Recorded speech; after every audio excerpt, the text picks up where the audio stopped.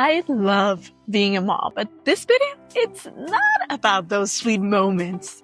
It's about the realities people don't share about as much. The kind of sleep that barely counts as sleep, the constant stream of opinions from everyone around you, and even those moments when you kind of lose yourself along the way. So if you're a parent or curious about the real side of raising a child, these 7 truths might be exactly what you need to hear. First up, unsolicited criticism and even unwanted touching from strangers, 2 things you'll deal with as a parent, especially if you're not following the status quo. People still hold on to outdated ideas about raising kids, despite all the advancements in child development science.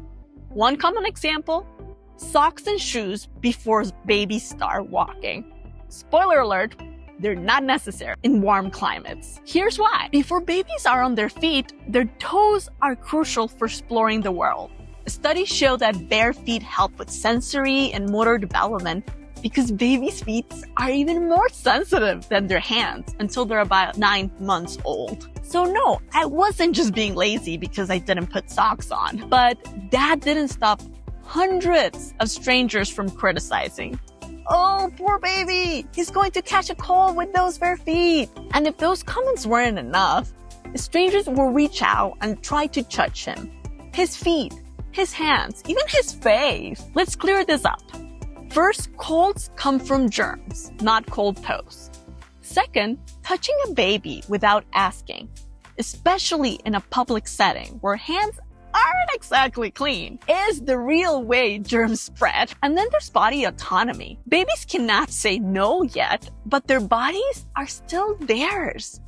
As parents, it's our job to protect their space until they can do it themselves. And seriously, imagine you walk up to an adult you've never met and you start grabbing their foot or their cheek. You wouldn't, right? Because that would be weird. So why is it okay to do that to a baby? I understand strangers might mean well. They're excited and love babies. But good intentions don't justify crossing boundaries. I know this topic can be a bit controversial, so let me know what you think in the comments below. Truth number 2, sleep, or the lack of it. Once you become a parent, sleep just isn't the same. You might have a few weeks of decent nights and think, yes, we've cracked the code.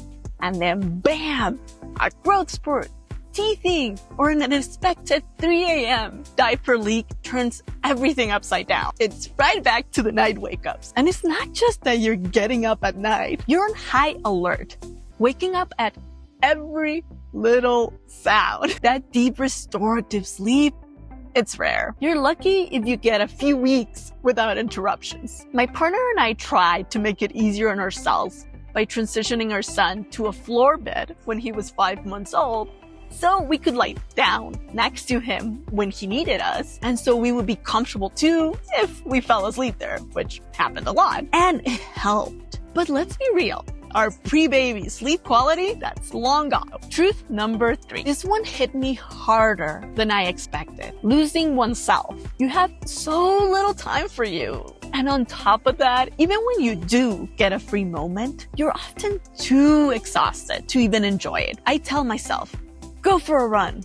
But then I think, do I even have the energy? Then there's the physical side. Sometimes I feel like my body isn't even mine anymore. I'm still breastfeeding, and my son's now a toddler who'll just yank on my shirt when he's hungry or needs comfort. We're working on him using hand signs or saying teta instead of pulling on my clothes in public.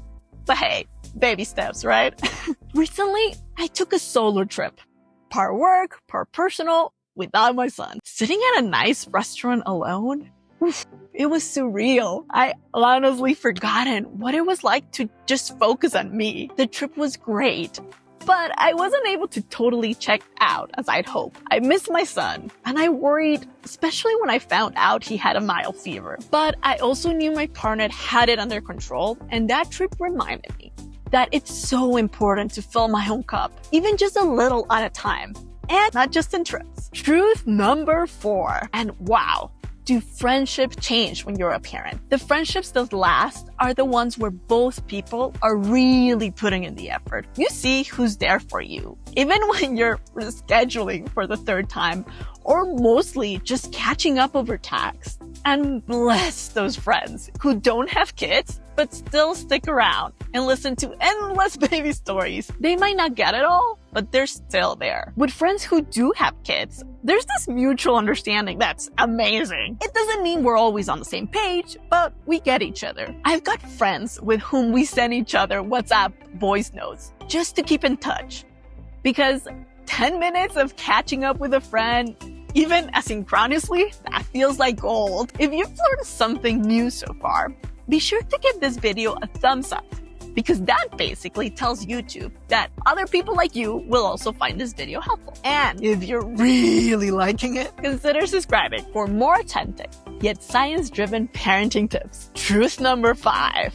Routines are lifesavers. No doubt. They create stability, help babies predict what's coming, and make sleep and meals way smoother, but they can also feel like a trap. You fall into a pattern that's nearly impossible to break out of. Some routines are non-negotiable, like my son's medication, but other routines, like sticking to a strict nap schedule every day, or saying no to French fries when the rest are having some, sometimes it's okay to bend. If it means we get to go on an outing or see family, then the car nap, though not as restful, it's worth it. Making memories matters more to me than keeping to the exact plan. But that wasn't always the case and as easy. When my son was 5 months old and we were doing gentle sleep training, we were next to him, supporting him at every step, we learned that sleep routines, to really work, you have to be consistent, like to a T. We kept that up so well that even when my son had developed the ability to sleep independently, it was hard to break out of the routine when needed and just live. Now, a tip that's helped us: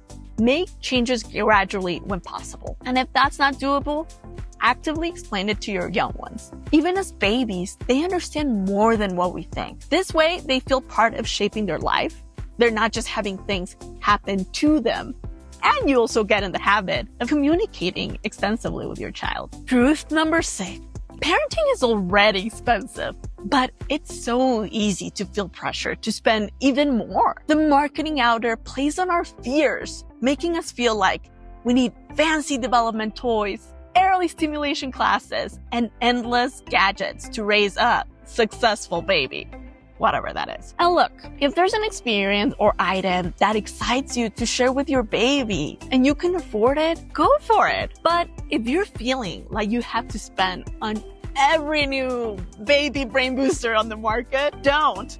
Your baby doesn't need it. For instance, if you look at a 3-month-old baby, they're just mesmerized by looking at things around them, or even just their fingers. That plus positive interactions with their caregivers equip them with all the tools they need to grow and develop naturally. And this takes off so much unnecessary pressure from us parents. Parenting is expensive enough without having to keep up with endless guilt-driven marketing. And the last truth is decision fatigue. The sheer amount of decisions you make as a parent can be overwhelming. In each of the things I've already shared, sleep, routine, friendships, even the should I buy that developmental toy question, every single one is a decision. You just feel drained. One thing I've learned is that once I make a decision, I commit to it.